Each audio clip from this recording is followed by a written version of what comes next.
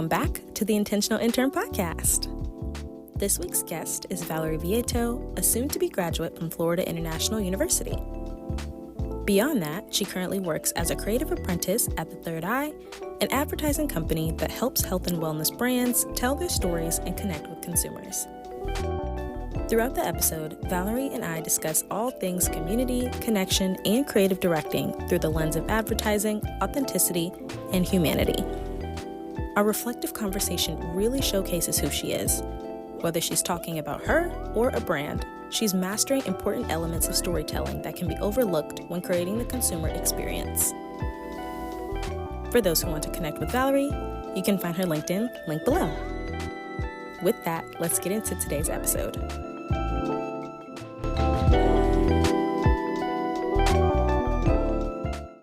Hi, Amaya. It's so nice to see you. How are you doing? I'm doing good. I'm doing great. Thank you for asking. It's Friday. I'm excited for the weekend, but I am more excited to be with you today and getting to introduce you to my audience here on the Intentional Intern podcast. That's great. Well, first of all, it's a pleasure. My name is Valerie Vieyto. I'm currently a rising senior at Florida International University based in Miami, Florida. I'm studying open business, and I currently work as a junior copywriter and creative apprentice. We work a lot of copywriting, visual design, and working a lot of different advertising for different streams and mediums. So I have a true love for creativity and a passion for connection. Wow. Wait, that is so cool. And I love how you ended that and you just tied it all together. That is a really great pitch. Are you from Miami by chance?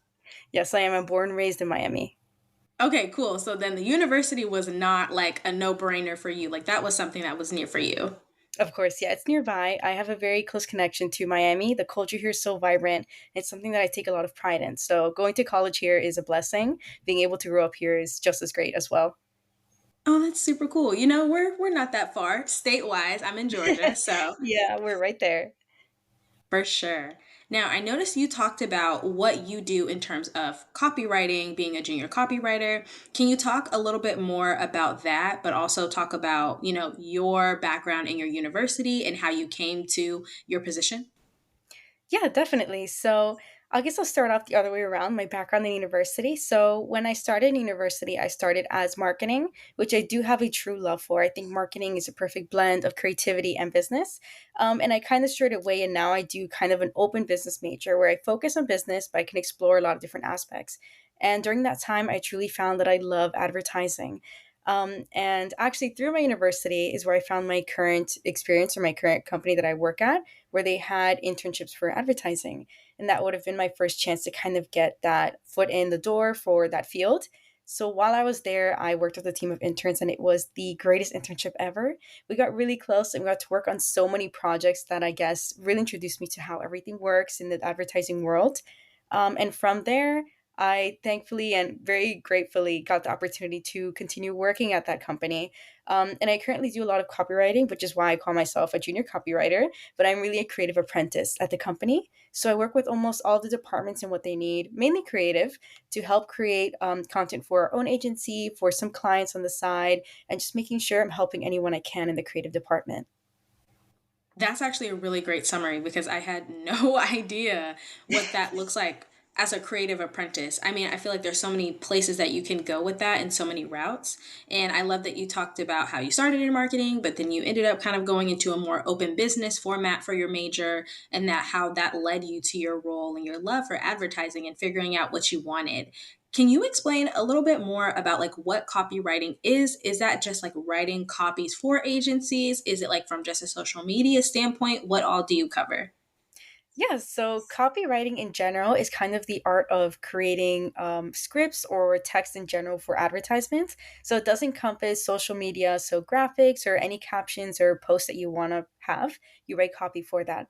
Or let's say different mediums of advertising. So let's say out of home, like a billboard or an experiential ad where you see it in real life. I'd write copy for that.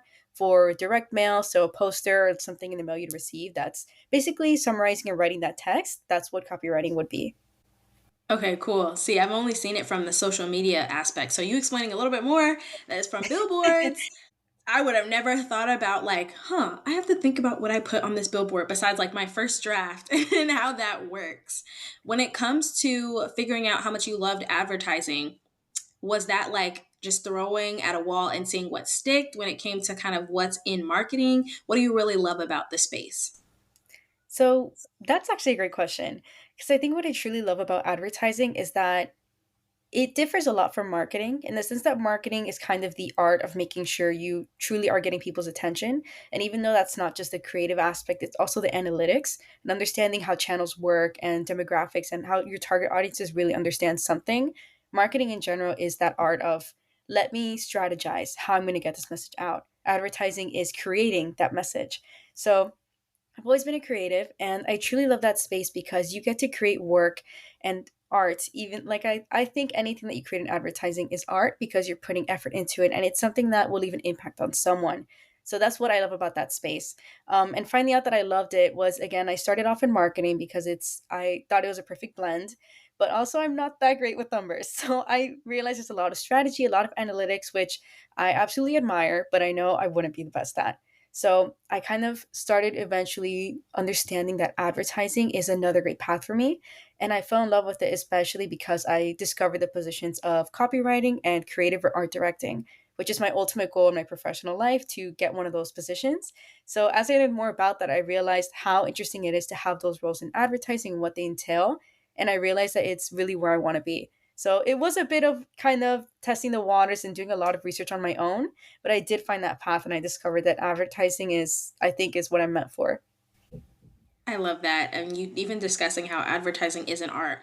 I think when you work in something and you get to know like all facets of it and you really understand like, oh no, some of this stuff is down to a science or it is literally like people don't know the behind the scenes of everything.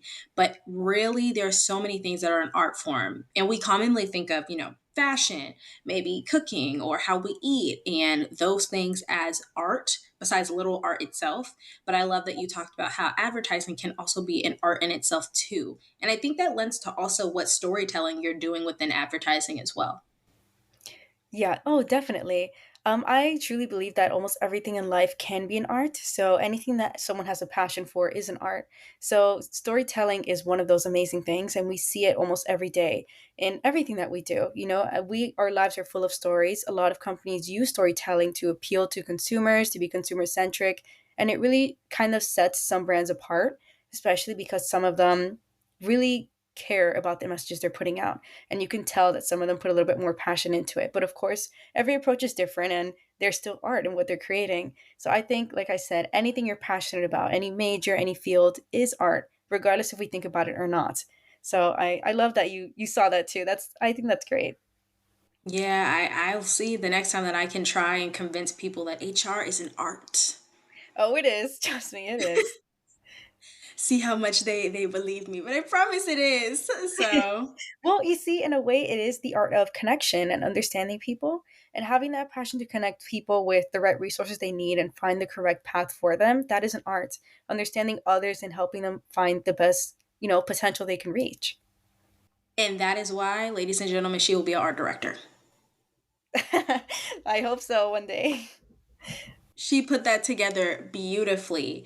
And I think something that you talked about was companies want to really put out a message that goes the right way for its consumers because they care. And they can have like an overarching theme. I know, like, typically in campaign format, where they have this overarching setting of what they're trying to display, whether it's with a product or what message they're trying to send for the company. But the actual messaging itself on different social channels can be completely different. So I love to know from your perspective, what do you think are some things or some lessons that you've learned throughout that process? Hmm. I guess it's really understanding where you're going, what direction you're trying to put an advertisement in or anything in marketing in, especially because, there's so many different mediums in advertising and marketing. So different channels, especially how a tone can differ just from different social media. Like let's say LinkedIn versus Instagram or Twitter. Obviously, those are all very different tones of voice. So I guess understanding that is crucial. And a lot of brands sometimes don't recognize that, and that's okay. Everyone has a different approach, especially if a brand has a very close knit personality or personality brand in general. To them, they'll want to keep it very streamlined. but there's a lot of brands that understand there's different tones in those social medias or those different approaches. Um, so I guess understanding that is really important. And I think it really shows the extra step and the extra mile a brand takes to understand their different audiences on different platforms. But I love when I see it because it shows that they kind of appeal to everyone. You know, it's not just their focus on Instagram with more trends, but or they're focused just on LinkedIn with professional setting. But I think having it very diverse is key to really having success in advertising in general. Hmm. And I love that you brought up the tone of voice, especially. I think about immediately like Duolingo, like one of the more unhinged brands Oh, that yeah. that are making waves, but like what they put on TikTok may look completely different than what they may post on LinkedIn.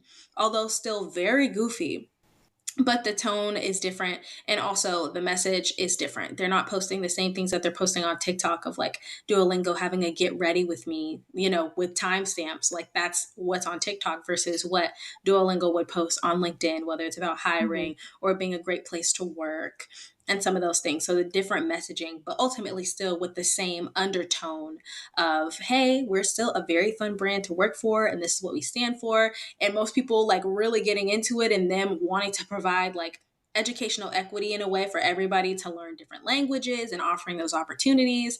It draws people in from multiple different channels and multiple different audiences of like, oh, I want to learn a language now just because they do something fun. So it's interesting, especially from a generational standpoint, too, of like who you're trying to Yes. engage based on the channel, especially if it's like Facebook or something. Well, I think I love what they do, but that is completely true that they kind of engage with everybody. Even though they do have that general voice, if they're more playful, they're more casual, I think it really fits their brand because, language is for everyone. We all use the language to speak, whether that be nonverbal, through actual voice, or anything that you do. We use language every day. So for them, they know they have to be very relatable, I would say, to everyone. But I think they truly are so unique because of what they do. Like you said, they're so unhinged, they're very funny, and they're very playful. And I guess laughter is the universal language. We all laugh, we love, we all have humor, and it's something that brings smiles to everyone. So I think they do a perfect job of wrapping that together of humanity, connection, and laughter, and just making sure to show everyone that they are, available for any person that wants to learn a language. I think that's a beautiful example of how understanding your tone in advertising can go such a long way. Hmm. And can I say something like about how you communicate? And this also kind of lends into why I can see you as an art director already. When you are listening to people and you are letting people kind of conceptualize their ideas, the way that you repeat it back to people is so like it's so taken care of. You can tell in the way that you're speaking, you are showing, and repeating it backwards is just showing how much these people are taken care of in your hands, particularly in saying like that is such a great idea, that is such a beautiful thing that you picked up on, I really love that, and emphasizing their point even further and adding your own pieces to it. Like I can see you being in that creative space already and just giving that guidance and direction of even how to move forward. That means a lot to me. Thank you. I mean, I hold connection very dearly to me. So I always think of myself a bit as a very in depth listener. I really love to listen to people and make them feel validated because, when you're working, especially in a creative space or in professional space in general, it's so important for others to feel validated, their opinions and their ideas and any efforts they want to put forward to really have a strong team. I know it's so crucial to understand people and to really make them feel like, oh, I am being collaborated with. I really am being valued. So I that makes me so happy to hear that you kind of noticed that, and I thought that made my day. Thank you for saying that. No, you're welcome. I think you're the first person that I've ever been like, wow, like this person is really taking care of me and just them responding back to me. Well, And I'm glad. yeah, usually I like that has always been kind of my consensus of whenever I'm communicating back with other people as well. But this one was like, oh my gosh, I felt so wrapped in like a blanket of just, wow, this is safe here. Like, Well, that's what I hope to see, especially I think with our generation that are entering, the professional space and how we're all really starting to make our mark. I think a lot of us do share that as well. And I'm so happy to hear that you do the same thing. And I've noticed that too when I've spoken to you, that you kind of do take care of who you're talking to. You make sure to make them feel heard and understood. and to make sure that if they need anything to understand further, you really take that extra step. So I'm glad to see that, especially in the generation of art professionals. And I really do think that's a way that Gen Z will make its mark truly, because we, I feel, have a lot of empathy and passion in the fields that we're entering. I think so too.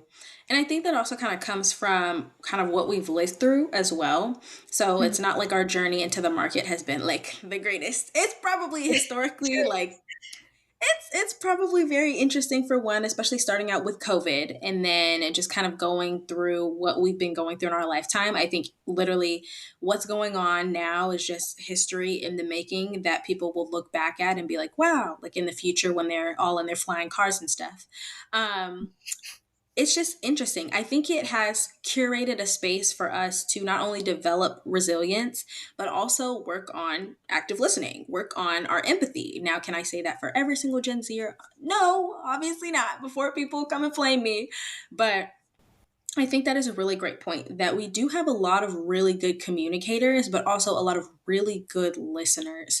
And even though we're young and people are like, young people don't listen or young people are hard headed, I genuinely, at least within the scope of people around me, I don't really have that problem to where it's like, even within them in their professional spaces, I've never had that problem as well. So I think that's a really great point in thinking about also how we're directing ourselves and also how we're showing up within our professional and personal environments and how important that is.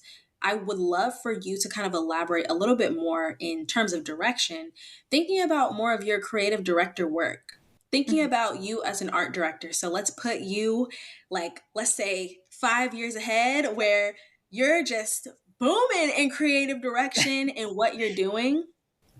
What are some of the projects or some of the creative direction that you would like to see or that you would like to develop? Even if it's not like a physical, like you don't have to know by the colors or what style or whatever, but just like the essence of what you would want to create when it comes to creative direction. Hmm. I definitely think there's just so much to explore, especially depending on what client that you have. There's so many possibilities. But I think one of my goals, if I were to be a creative director, let's say 5 years from now, hopefully, would be to create a campaign that I guess really sticks with people. We all have those campaigns that we remember from when we were younger. Let's say, Share a Coke or Got Milk, things that you just never forget. So definitely creating a brand like that really resonates with people, and it's just something you do not forget. That's bold. That's my dream, especially something that people, like I said, community is very important to me, and connection. Creating campaign where people can really connect over, even if it's creating something experiential where people can go out and kind of tangibly connect with this advertisement, like a pop-up, something like that, where people truly will remember it and it'll give them memories that they can take with them for the rest of their life.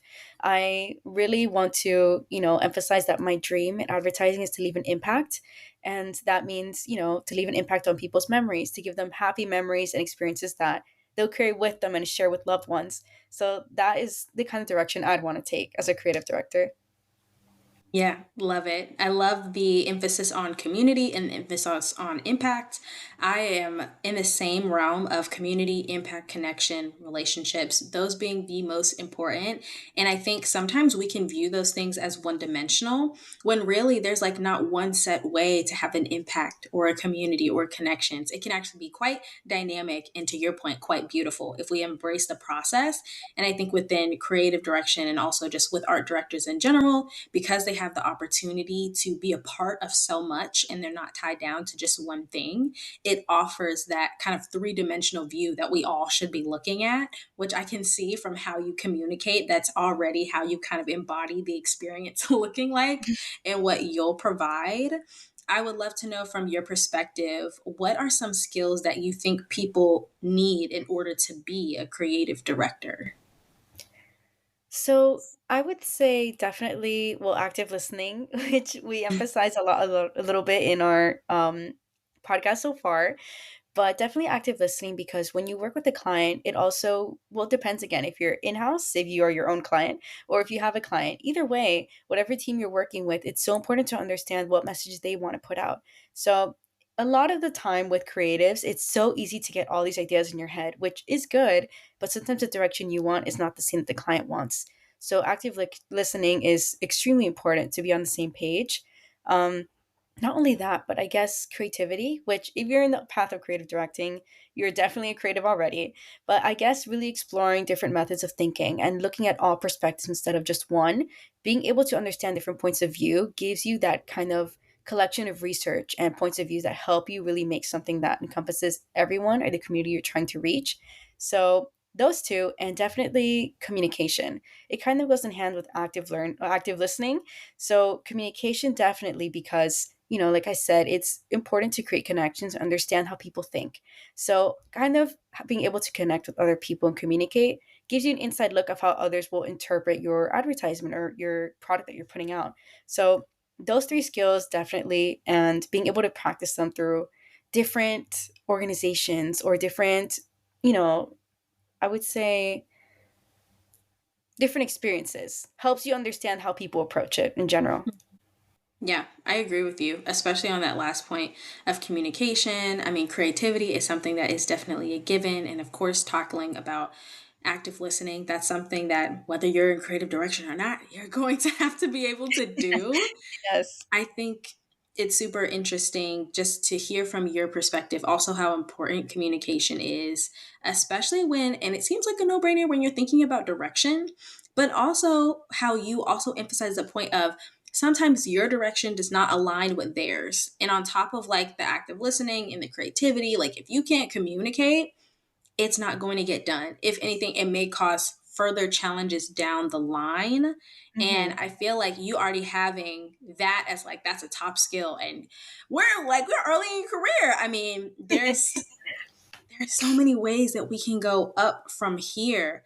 I think that, especially with you also talking about community and being a big important factor in how you're going to kind of drive your clients forward to success within creative direction, I was wondering, has community always been like a big staple in your life? Has that always been something super important for you?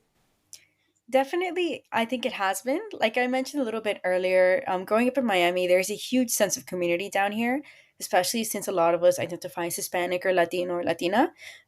So we all have kind of a shared culture in a sense. Even though we're from different countries, we all have a bit of a shared culture where it's Latino pride and you look out for each other. So in Miami, I've always known that it's a very strong cultural hub here. So I love the community here. And going into college, I also got involved a lot on campus. So I'm actually part of a business fraternity called Alpha Kappa Psi, where I'm surrounded by other college students who are on the path to professionalism. So I actually took a leadership position there, and I used to teach professionalism in general. So interview etiquette, resume writing, business communication. So through that, I really discovered that I truly do love communication and community.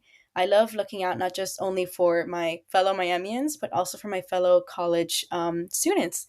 I make sure that they're being successful, that they're taking every step they can to reach their greatest potential, to find careers, jobs, and grow as professionals. So I truly do love giving back. Just through my collegiate career, I've given back to so many people, and it's the happiest thing and best thing I think I did in college. Just being able to see people grow every day. It makes me really feel proud of the impact I'm giving back to my community. So I would say yes, it's very important to me. She said, long story long, this is why. Yeah, it's very special to me. I think being able to connect with those around you is such a beautiful thing, and you never know who you're going to meet. So learning to really take part of your community can boost you in ways that you'll never know. Hmm. I completely agree. Community is almost like a form of natural networking in a sense. It's just your guard is down Yes. when you're doing it. You don't think about it versus like when you're, out in the job space. And I wish more of us kind of took that approach of like, this is not only just building my network, but this is also curating my community, people that I could have within my life. And maybe viewing it that way can make it a lot easier. Also, I did not know that people from Miami are called Miamians. That makes a lot of sense. Well, we refer to them as that sometimes, but yeah, it's a bit of a loose term. I know, but it gives real city vibes. Like it does give small town vibes. I love it. Even though Miami is not small at all. Oh, yeah, it's anything but. For sure. I would love to kind of put something in the past. So, thinking about creative direction in the past, and we're talking about as you've been building up your community over time and how you've been already championing being a business professional by some work that you've done in the past with campus organizations. I would love to know from your perspective, what are some of your favorite like pieces of creative direction that you've seen, whether it's from brands or companies that was done in the past? And also, once we do that, what of those brands do you wish you had the opportunity to work on? Oh, wow. That is a great question. I mean, there's been so many shifts in advertising throughout, I guess, the time that I've been aware of advertising and understanding it. Um, One that I think is what stood out to me a lot was, even though this is so, it's not really obscure, but it's not talked about anymore. I think was actually for Bud Light, I believe it was. It was Spuds McKenzie. So he was like a little bull terrier dog, and he was called the original party animal. So I believe it was Bud Light. If it's Coors Light, I don't remember now, but I remember being struck by that advertisement when I first saw it. And he's basically a bull terrier, and this is around the time in the 90s when a lot of people focused and shifted to kind of animal mascots because it kind of represented a more casual, fun, laid back vibe. But that little dog I felt was so bold. It was so different. He was a bull terrier and he was always called the life of the party or the original party animal. So a lot of the commercials they did was with him attending a party or a barbecue or anything, and he was just there with all of his friends having fun. And I thought it was such a fun, obviously I wasn't even alive at that time, but the fact that I know about it, I think was so special. It represented a beautiful shift in advertising to more casual and fun connection with our community. Um, but if I were to be able to, I guess, be able to change a brand you had said, or to be able to kind of steer a brand, it would have to be maybe Disney, especially because lately I feel they've taken a bit more of a corporate approach to their advertising instead of being more fun. Even though, of course, we all know Disney is fun and we all love it, it's been a little bit more corporate lately. So I think Disney needs a little bit more of that magic. And if I was a creative director for Disney, I would definitely focus more on bringing the characters back, bringing back just showcasing those experiences rather than just their perks and the new things that are in the parks. I think there's a lot that they can do with it. And especially with upcoming creative directors, I think a lot of them share that kind of sense that nowadays advertising has gotten a bit more corporate, which of course it's necessary a lot of the time. But I also do think, like I said, to connect with people, you really need to show that human side. So that's what I would do, especially if I could with past advertisements. I would make sure we keep the magic and we keep the fun. Yeah, definitely bring back more whimsy. That's what people love. And you Yes, see, like, exactly. you see it. That's what people enjoy. I've only been on a Disney cruise like once in my life. I've never been to Disney World. I've never been to Disneyland. In my whole 22 years of living, that was never in the family trip. But that cruise was so special. And I remember like when I was there, they had like a little Mickey mystery hunt where if you go around the cruise ship and you Mhm. scan certain things, like it would be a whole thing for you. Or when you had the interactive dinners where they had like the screens of the fish flying by. And then one of them saying, "Hey to my mom, I like your earrings." Like it's it was stuff like that that made me like, oh yeah, I would definitely want to go on a Disney cruise again. That was memorable. And I definitely want to be like go to the spa and all that stuff because I never went to like the little teen clubs or teen spas when I should have. Um, but I agree with you. It's stuff like that where I wish brands would have more fun just to showcase a little bit more of who they are if it's not already embedded into their DNA. Like I Mhm. think it wasn't embedded into Duolingo's DNA, but it does that. I would say with like what is it? It's the deodorant the men wear, and it Old always has Spice. yes, Old Yeah. Spice. You never know what you're gonna get with Old Spice, but you know you look forward to it. It's stuff like that, as well as literally just thinking about even with people who have really good catchphrases, like Red Bull gives you wings, like Yes. that. There's so Exactly. many things that can be done with that. Or Snickers bringing back the campaign of "You're not yourself when you don't have a Snickers." Love that one. And you see, there's so many brands that, they not necessarily that they have a product that's fun per se, like Old Spice, it's just a deodorant. They didn't really have to do all that, but because they did, everyone knows Old Spice. Same thing like you said with Red Bull. People enjoy Red Bull, but not it's not necessarily a brand or product that's fun. Yes, it's an energy drink, but they didn't have to do all that. But because they did, they leave such a lasting impact. So I to your point, we need that whimsy pack. We need the magic. And I think, like I said, Gen Z might be the key to that. A lot of people I've seen in the creative space kind of agree with that. And they think that's the mark that they want to leave. That's the mark I want to leave as well. And I think, we have the power to do that. And maybe we will. I agree. And one thing I will say is like companies, you do not have to slap little celebrities on everything. You do not have to slap celebrities on everything. Like the guy who was in that Super Bowl ad where he was like, 42, that's me. Get some cold cuts. Get some cold cuts. When he was talking Oh, about his I know what you're talking about. Yes. Yes. That man was not famous. That man was just really good at what he does. Or people like, and I will say this is a good use of like it's a good use of celebrity placement. Like State Farm, their commercial that they just had about like Gotham City, but instead of Batman, it's Bateman. And they have like Kai Cenat who's in it, and they have SZA as Catwoman.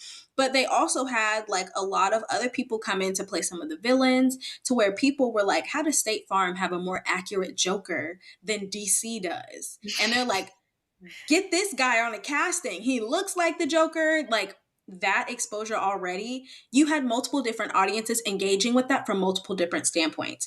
The people who Mhm. were here for SZA, the people who were here for Kai Cenat, but also these people who are here from DC. Then you have the people who actually follow up with State Farm and their social medias and insurance. You had Jake from State Farm who has his own, brand and things like that. There's Yes. so many ways that they engage an audience, and it was fun. People wanted to see a longer version of the commercial where they were like, this needs to be the new movie. Put State Farm casting in charge of everything DC related. Like, it's there. Yeah, definitely. I mean, I see that too, especially because a lot of the time, like you said, they just put random celebrities in, even though it's not necessarily necessary. You can do so much more with these set of random person that even people thought looked more like the Joker, even though like more than an official casting. There's so much talent out there that we can use to be original, to bring back that magic and fun. We don't need to spend the whole budget on celebrities, which of course having a spokesperson a lot of the time can be amazing for a brand. It can really show how people connect with them, especially if that celebrity has a following that is true to the brand. But in general, it's not something that I think is truly necessary. It can be impactful, but it's not something that always has to be the immediate solution. So definitely original talent and original ideas like that can leave a huge impact. Whether we know it or not, it can just be something that happens randomly because of the effort or it's planned. But regardless, I agree with that. And I think something as you were talking that was going through my head of like you saying Gen Z would definitely be able to like blow this out of the water. Like we do really well with this. I wish there were more challenges that companies would do where Gen Z can also showcase that talent. So whether it's like, hey, we'd love for you to create like a commercial for us, or even put together like a creative directive proposal or something like that, where people are able to get more exposure of their company, but also thinking about like, hey, we're thinking about rebranding for this new commercial, or we're thinking about new ways to take our company to the next level. We would love to, have you on to do XYZ, and then lay out some parameters of if you think that your proposal or your creative direction would be in essence what we're looking for, we would love to hear from you. And then those who are selected, you have the opportunity to come on and maybe through an internship or an apprenticeship opportunity, work to do our brand justice. Like small things, and to me that is a smaller thing where it doesn't require as much of like, I bet you it's not as much as you're paying for these celebrities. Hmm. But it offers an opportunity for people to not only showcase what they can do, but also offers a lens of new representation where people are Yes. seeing fresh ideas that are really being worked through. Of course, I would want to find a way to where like they wouldn't just use people's ideas without paying them, for sure. But if there were just more creative opportunities out there like that where people could practice, I feel like that would be so valuable. It would be incredibly valuable, especially because, to your point, it offers so many new ideas that are completely fresh. It's not just throwing a celebrity into the mix, but it's something that, people that are growing creatives or people that are strategists can really attribute to. Not only that, but it can help them build their portfolio, something that they feel passionate about. It's something they can introduce to a brand for a potential idea, but also shows their own work. And they can showcase that in the future wherever they go. Um, And that really attributes to this issue that I've seen a bit, which of course it happens, but in the hiring world, there's a lot of now of who you know versus what you know.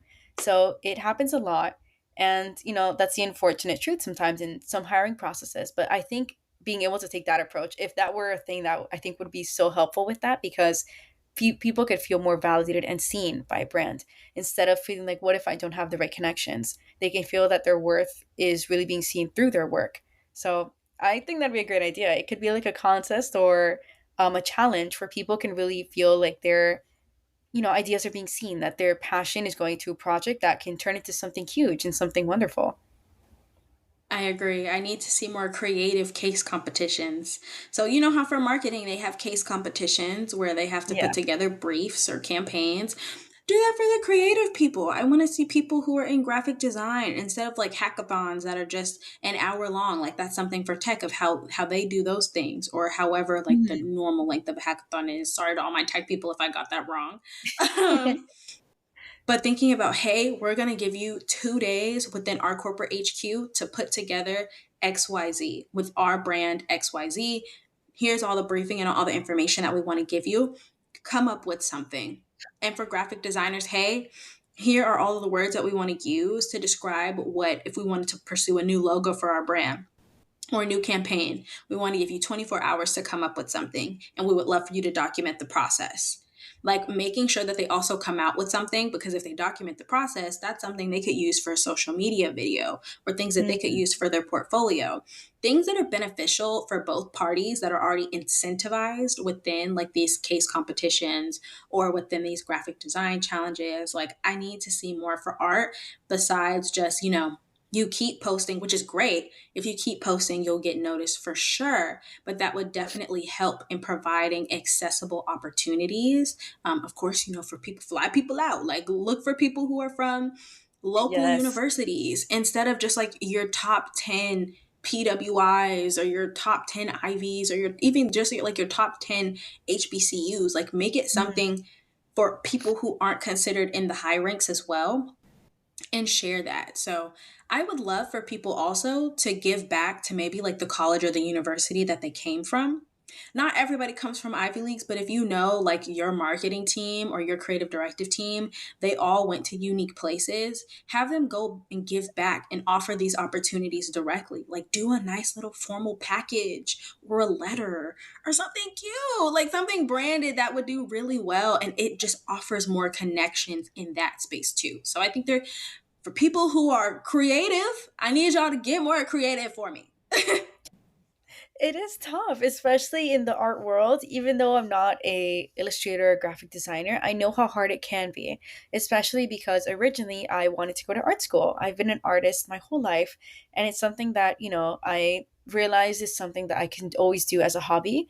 And I feel like even though I would love to do it, I also feel like advertising truly is my calling.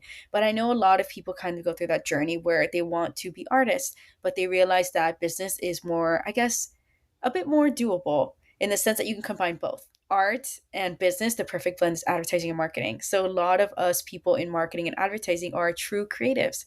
So I guess being able to create more accessibility and more opportunities for these artists, these designers, these creatives is so important. It's something we don't see a lot. And that's why a lot of people, especially those that do go to art school, they also struggle a bit because they don't receive those opportunities.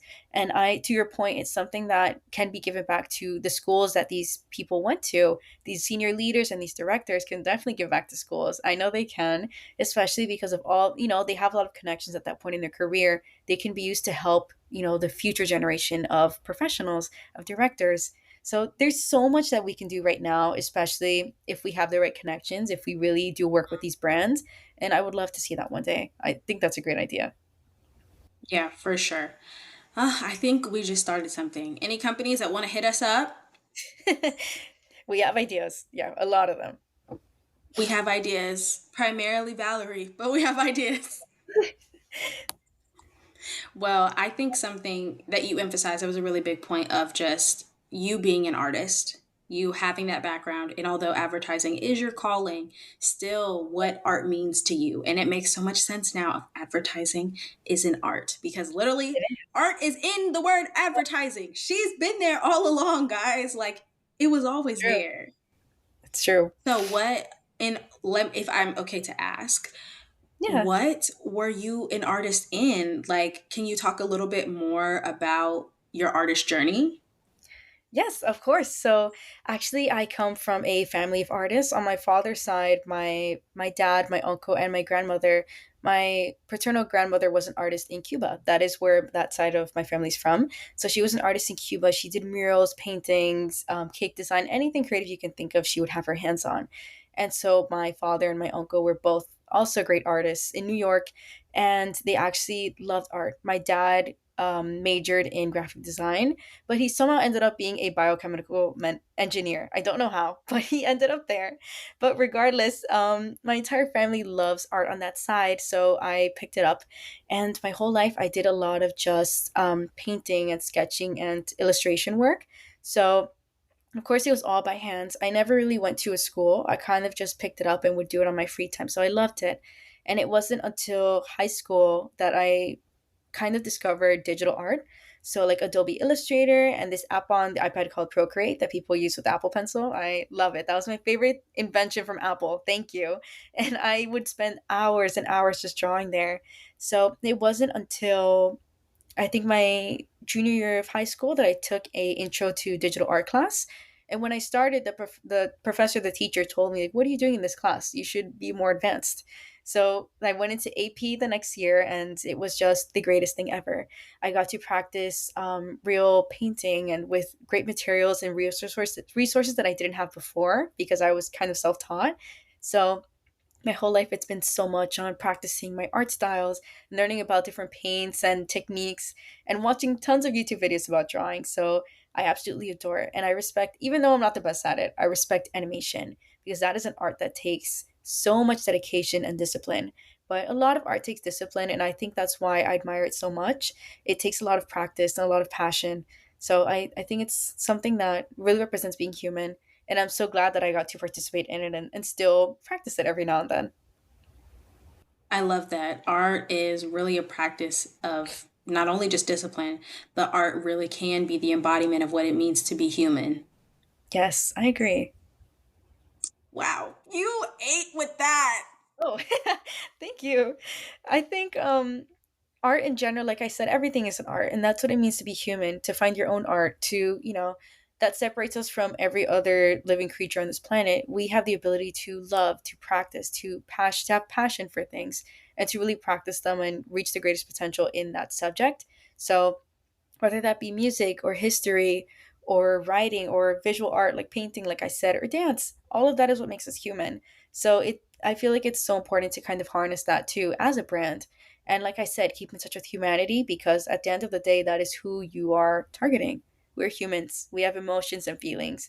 Yes, we may seem like just a number, an analytic on something we're checking, but also these are real people. So I think it's so special to kind of keep in touch with humanity and to understand all these different components that make us really have this emotional appeal to advertisements too. You are so reflective, but not only just reflective. You are reflective yet strategic. Although you're strategic, you're holistic. Although you're holistic, you're in tune. And although you're in tune corporately to what people would want for storytelling, you are also very tapped into being emotional and understanding the human experience. And I find that so interesting. I find that very interesting from what I knew about advertising, which was virtually nothing, to be fair, and thinking about how it is just looking at like the company and all encompassing of the company. But really, I feel like having you on any advertising team would really make companies emphasize what this means to our people and how are we showing that. And I feel like you would be able to prove, like, if there was anyone able to really like make companies human. Like if this company was a fully fleshed out person with blood, muscle, teeth, everything, I feel like you would be able to do that. It's like describing the aura of a person. It's like the aura of a company. And how are we showcasing that? And humans, they have flaws, but they also have like different eras. And so do companies. And I feel like you're able to kind of like stitch or weave the humanity like in these companies and the way that you're able to storytell but also articulate what it means to be human, but what it means to actually capture the human emotion through advertising. That makes me so happy. And I feel like you did such a great job of, I don't know, describing the beauty of it. It's something that I really love to see in brands, and I do love to reflect. I said this in an interview recently, but that I'm always hungry for knowledge. I always have questions. I'm always analyzing people and things and understanding, because I feel like life is so beautiful, in everything that you do in every field that you're in. It can be so beautiful. It's just knowing, what we have, and really, I guess, enjoying it. Life, there's so much to it. And especially like brands too. Brands can, they have humanity, like you said too. If they were humans, there's things that we have to understand about them, and to understand them and empathize with them. So thank you for saying that. I don't know. That made me so happy. Anytime. I feel like this is the closest, like in you just talking about creative direction, that I felt to where I've almost wanted to figure out like what companies has she worked on? I want to be where they're at. Like clearly whoever is taking the well deserved chance to really have you as a creative apprentice is very, very lucky in the way that you just look at not only the world, but also what we can do in it, whether that's from a corporate standpoint or from just being a person in general. And I think, like, for someone who has been in advertising and figured out that advertising is their calling for not as long as they've been an artist, I can definitely see like how that has created an impression on you and really what that's done for you. I would love to know if you discovered, let's say, if you discovered advertising as your calling, like around the same time that you had been in college and not thought about like that as your full passion yet. What are some things that you think you would have done differently, knowing that creative direction is your calling? Are there any things that you would say, like, let me look out for these jobs earlier? Are there any other opportunities that you would have made for yourself? Wow, that is a great question, because I do feel that I kind of discovered it a little bit later in the game, just because, like I said, I did a lot of research to kind of understand what I wanted to do in business. Um, if I had known that from the get go, I guess I would look for a lot of internships, because there are so many internships for copywriting and art direction and creative directing and creative in general. There's a lot of just creative internships that I didn't even know existed until very recently. Um, it wasn't until on LinkedIn, how after looking at so much content that it kind of, the job postings kind of align to what you're looking at.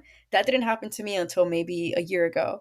So it's, I wish I would have seen that so much earlier, because I definitely do love the approach of having an internship every summer. I didn't have the chance to do that, but regardless, the internship experience I received was beyond any words I can describe. It helped me so much, and it made me learn so much and open my eyes about advertising. But definitely, if I had known beforehand, I would have tune my LinkedIn to those job postings and been able to find them, because now if I were to go on LinkedIn, all of the postings say creative intern, a copywriter intern, and those are things that, like I said, I didn't even know they existed until very recently. So, whoever's out there and is looking to go into advertising, definitely find that on LinkedIn, because there's so many, and I'm sure there are amazing opportunities that you can learn so much from. Exactly. Get locked in with LinkedIn, guys. I love LinkedIn. I scroll and scroll and scroll there instead of Instagram sometimes. I'm the same way. Okay, so it's normal. Yes, it is. Okay, guys, I feel less alone because that can sometimes be my social media. I'm not gonna lie. Mine too. I scroll and it's just, I feel like it's so much more enriching. Although, yes, I do love Instagram. I love posting stuff there and seeing other people.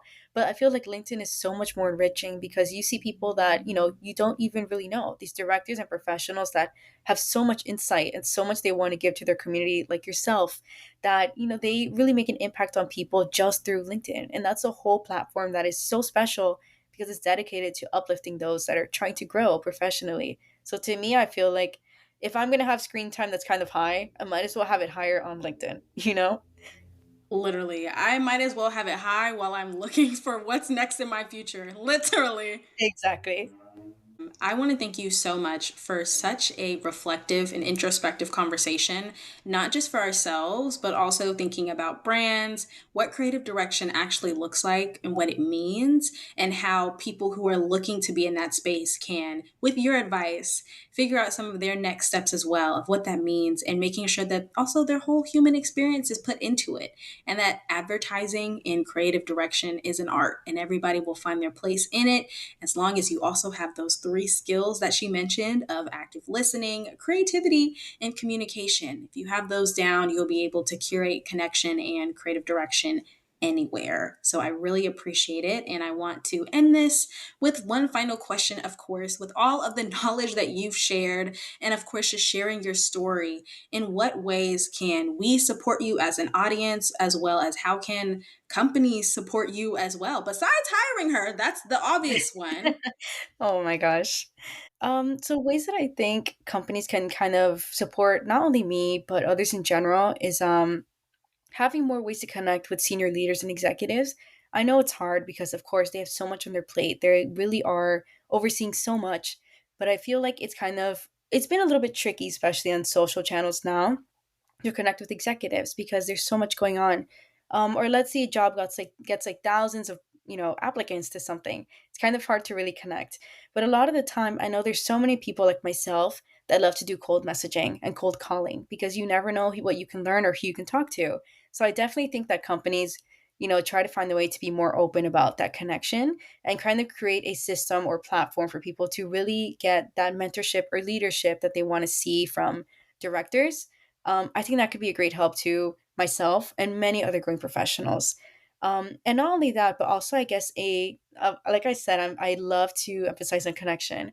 I feel like in the HR world, job applications can feel a little bit um, sometimes they're a little bit hurtful. Not in the sense that people get upset that they don't get hired at a job, but they feel like they didn't really learn anything about what went wrong or how they can improve.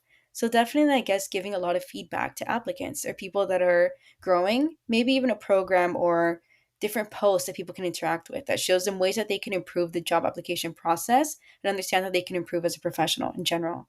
Well, that's my insight on how, our community can help us now and myself growing. Awesome. Thank you so much for such a valuable piece of feedback, as well as just telling people directly what you need. And that's even more valid. So, once again, thank you so much for being on the podcast. I personally look forward to seeing where you go next, as I'm sure the rest of the audience will. And of course, just keep us updated with all of your future successes that we know that you'll have. I definitely will. And it's been such a pleasure being here and speaking to you. Like I've said to you before, I know you have such an amazing impact on the community that you interact with, especially on LinkedIn. And I see all of your posts, and they really are so truly wonderful. So I think you do such a great job of empathizing with your community and uplifting those around you. So it's been a pleasure to be here and to be a part of your community as well. So thank you.